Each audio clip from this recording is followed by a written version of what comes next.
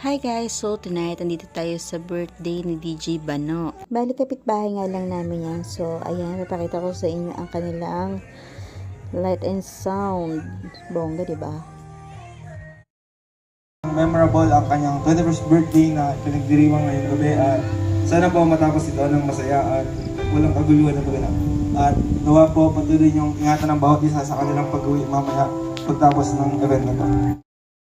Oh, nice. So, syempre, di ba, bago mag-start, nag-pray muna. And next to the program is, yun nga, pagbigay ng 21 fundador. Ban, magandang gabi. Magandang halos na sana ng halos ay matupad at mag-aral ng mabuti. Ayun lang. Pagpakarit sa akin para mo. Okay, bigyan mo na yan po. So, hindi nga tayo nakapag-video ng full coverage. Maganda nga sana kapag naka-full coverage kasi nga ang ganda ng mga message, lalo na yung mga sayaw nila, talagang energetic, lalo na yung birthday celebrant. Lalo na, kasama ko nga dyan si Juden, karga-karga ko siya na hindi siya okay and maambun pa. So, hirap na nga tayo kumuha ng Happy birthday.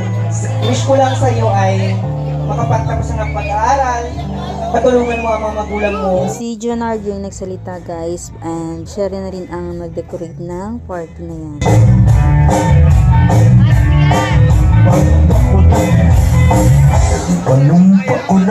Ayan. Happy 21st birthday, Bano. So, ang wish ko sa iyo ay sana magpatuloy mo ang pagiging mabait na anak sa iyong mga magulang. At sana makapagtapos ka sa pag-aaral mo. At yung pagiging mabait mo sa yung laging tawag mo ito. Huwag kang gumaya sa ibang mga kabataan na masarero, yung laging napapasabak sa gulong. Yung pagiging mabait mo at pagiging matulog mo sa magulang mo at pagpatuloy mo lang. Kasi alam ko na meron kang mararating sa iyo. Yun lang, happy 21st birthday. Very well said. So, after that, umuwi na rin kami. So, that's all for tonight's video. Thank you guys for watching and happy birthday again, Bano. And thank you for inviting us. Bye!